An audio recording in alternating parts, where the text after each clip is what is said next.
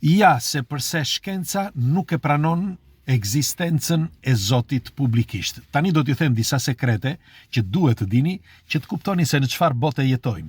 Dëgjoni, njerëzit, pra gjithë bota, kohët e fundit po ndahet në dy kategori dhe kategoria që nuk beson po bëhen akoma më shumë. Pra ata që nuk besojnë në prezencën e Zotit po rriten si numër, pra po shtohen më shumë. Dhe e dini se kush është problemi kryesor? Pikërisht pra shkenca, që publikisht nuk mund ta thot. Dhe do t'ju them se përse. Unë do dëshiroj një komentin tuaj në fund dhe do më thoni se çfarë mendimi keni ju. Unë do them timen, pra çfarë mendoj unë. Atëre pikë së pari, dua t'ju pyes, kush nga ju beson në ekzistencën e Zotit? Dhe pse besoni? Kjo është një pyetje thelbësore, është një pyetje që ka të bëjë vetëm me ju, pra me esencën tënde, me mendjen tënde dhe me jetën tënde. Sepse në qoftë se beson apo nuk beson, ka të bëjë direkt me ty dhe do të ndryshoj rrugën tënde, do të ndryshoj jetën tënde, jetën e njeriut. Sepse në qoftë se ti beson apo nuk beson, do ta ndryshosh si s'bën jetën tënde. Dhe do t'ju them se përse. Atëre, në qoftë se keni vënë re, një pjesë e madhe e njerëzve nuk besojnë kohët e fundit, nuk besojnë sepse janë ndarë. Pikërisht pra sepse është shkenca ajo që e vën në dukje publikisht që nuk ka diçka të mbinatyrshme. Pra nuk e pranon ekzistencën e një Zoti, ekzistencën e një qenie. Dhe unë dua t'ju pyes juve. Ju çfarë mendoni, ju që nuk besoni? Në qoftë se nuk besoni në prezencën e Zotit. Pse nuk besoni në prezencën e Zotit? Dua të bëj një listë të gjatë. Për shembull, fusha magnetike e tokës, jo vetëm e tokës, por edhe universit, edhe sikur mos të gjendet një univers, u them atyre që nuk besojnë, prisni, unë e vën vetëm në kandar, që secili të vë në kandar çdo mendim. Atëre, fusha magnetike është ajo që na man gjallë, është ajri që ne thithim, është oksigjeni. Njëkohësisht edhe gjithë bota, gjithë pemët, speciet, insektet, çdo gjë që gjendet në këtë planet jeton fal emetimeve, pra fal vibrimeve, dhe është fusha magnetike. Por, në qoftë se do të ekzistojë, sepse zakonisht ata që nuk besojnë, pra në ekzistencën e Zotit, besojnë dhe në univers, besojnë në shkencë etj. Atëre, në qoftë se ekziston një pafundësi atje jashtë, një pafundësi e kësaj materie që është 90% fusha magnetike, 90% e ekzistencës. Pjesa tjetër janë trupa qiellor, Tokë, planet, Mars, Mërkur e puta diun, deri tej në pafundësi, sepse vetëm në galaktikën tonë janë mbi 500 miliard trupa qiellor, 500 miliard. Dhe janë vetëm thash trupa, merreni me mend tani gjithësia që është 90% e gjithësisë, që është fushë magnetike. Atëre, ky është fakti një, që fusha magnetike që ekziston është 90% dhe çdo gjë që ekziston atje jashtë, ashtu siç edhe në planetin Tokë, ekziston fal fushës magnetike. Sepse nëse nuk do të ekzistonte fusha magnetike, nuk do të ekzistonte asnjë trup qiellor, nuk do të ekzistonte njeriu, nuk do të ekzistoja unë, ti dhe kushdo tjetër, sepse ne marrim jetë pra nga fryma e Zotit. Pra kjo është, thash, unë e vë në kandar, nuk e bëj të qëllimshme këtë që unë po e vë në kandar, pra për ata që nuk besojnë. Ata që besojnë, do t'ju them diçka. Pse nuk e pranon ekzistencën e Zotit shkenca publikisht? E thjesht. Thash, unë do them atë që mendoj unë, pastaj më thoni ju. Nuk e pranon për të vetmen arsye, sepse në qoftë se e keni vënë re në të gjitha librat shkollor, ne flasim për ekzistencën e diçka e të minatyrshme, sepse ne me anë të shkencës kemi zbuluar qelizën, kemi zbuluar se si funksionon një qelizë vetme. Një qelizë vetme funksionon në mënyrë të përkryer. Një mënyrë fantastike e shikoni dhe trupin e njeriut. Trupi i njeriut është perfekt në çdo gjë. Pra, mënyra e të folurit, shikimi, dëgjimi, nuhatja, të gjitha speciet kanë të njëjtën gjë dhe nuk mund të jenë rastësore këto, edhe rastësi. Pse? Sepse ti e merr atë, pra e merr energjinë ose frymën e Zotit, të jep jetë dhe pastaj ti e lëshon për dhe njëherë tjetër dhe të ka shoqëruar për gjithë jetën. Ti pa të frymë, ti nuk mund të jetosh dot. Tjetra, në një perfekcion kaq marramens që as vetë shkenca nuk e ka kuptuar, është turp që të mendosh që nuk ka një Zot. Tjetra, që është akoma më e rëndësishme, shkenca nuk është se e njeh të vërtetën, jo, por shkenca kërkon të vërtetën. Pra, shkenca është gjithmonë në kërkim të vërtetës, sepse ne njohim vetëm 5% të botës që na rrethon. Si mund të pretendojmë ne që nuk ka asgjë atje jashtë, ku ne jetojmë në një botë që nuk njohim? Pra, këtë e them atyre skeptikëve. Dhe tjetra, shkencëtarët nuk e flasin, nuk e thon publikisht, por e thon në mënyrën kur vin një moment dhe janë përballen para vdekjes.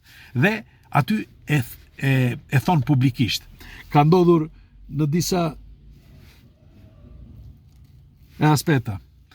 Erdhën çunat, jemi për në punë. Po thoshja, tani merreni me mend në qoftë se do ta thoshnin publikisht se çfarë mund të ndodh. Pra, nuk mund ta thot publikisht për shumë arsye, po arsyeja kryesore e të gjithës kësaj që po themi është vetëm një. Që pse shkenca nuk e thot publikisht, sepse ne e kemi në çdo cep të jetës. Përpara nesh e kemi ekzistencën e një qenie ose ekzistencën e Zotit. E kemi gjithandej. Por nuk mund ta thot për të vetmen arsye. Po ju lë pak sekonda. Ju çfarë mendimi keni? Pse nuk e thot shkenca publikisht? Për çfarë arsye? Është tepër serioze kjo, Kjo është gjëja më serioze që mund të flasim në një argument, për të kuptuar, pra në të gjitha argumentat, për të kuptuar se ku jetojmë. Mirë, shkenca nuk mund të thot, sepse ne drejtohemi nga një grup ose nga një lob që e mban nën kontroll gjithë racën njerëzore prej mijëra vitesh, që kur ka lindur deri sot. Nuk është fantazi kjo, por ky është realitet. Është realitet dhe nuk dua të futem në ollësira që nëse kanë të drejtë ose jo, sepse ka nga ata që thonë që njeriu pa një kontroll do të vriste njëri tjetrin, do të shkatërronte planetin dhe njëri tjetrin. Dhe nga njëra anë kanë të drejtë, sepse njeriu është ignorant. Shikoni dhe rreth jush, njeriu është shkafsh dhe pa një kontroll, pa një bari, nuk mundet. Pra, mendohet që njeriu, ose unë mendoj, që njeriu është nën kontroll non-stop, që kur ka lindur deri sot. Dhe kontrolli bëhet në të gjitha fushat e jetës, në çdo cep të jetës, bëhet kontroll.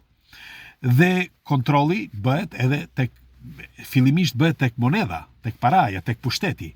Pra, kur ti ke manovruar pushtetarët, ke manovruar me para, ti ke manovruar çdo gjë dhe i ke nën kontroll.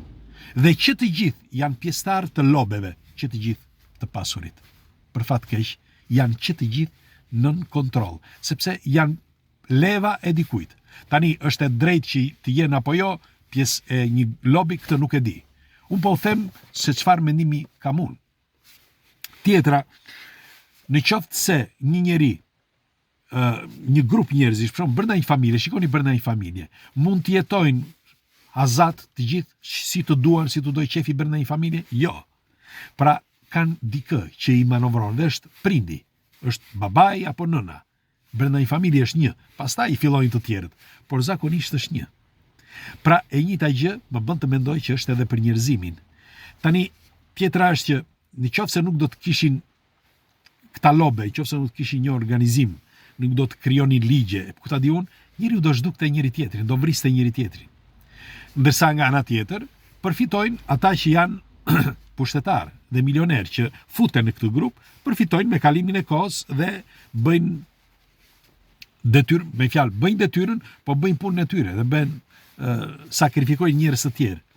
Kjo nuk është e drejtë, por ja që ndodh.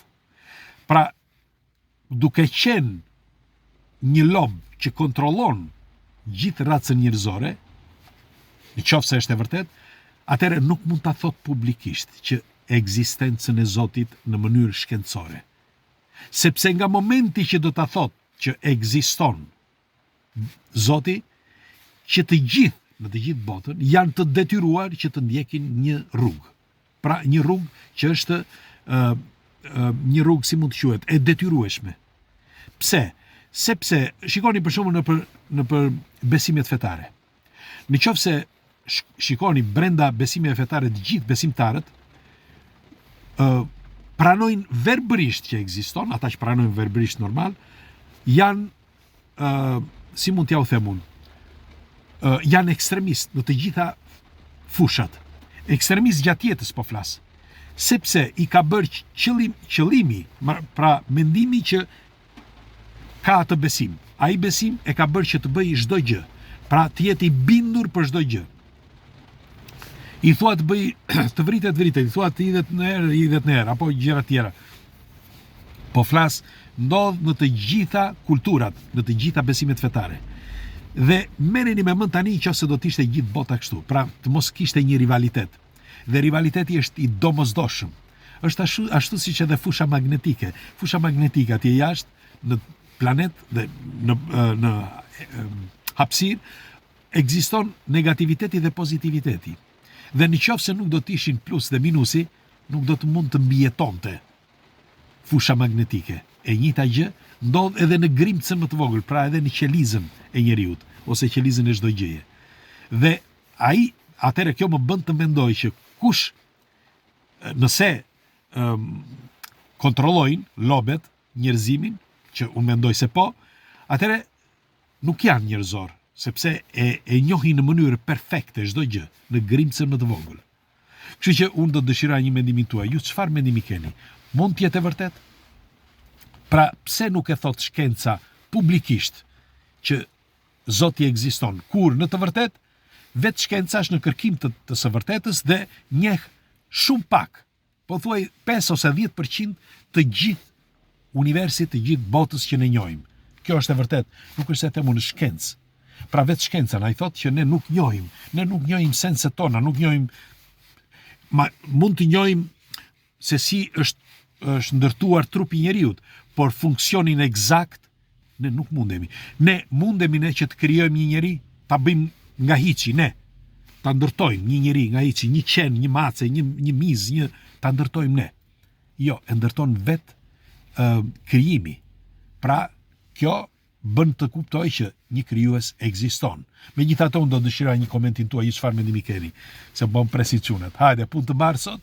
Ju përqafoj pres komentet tuaja. Hajde.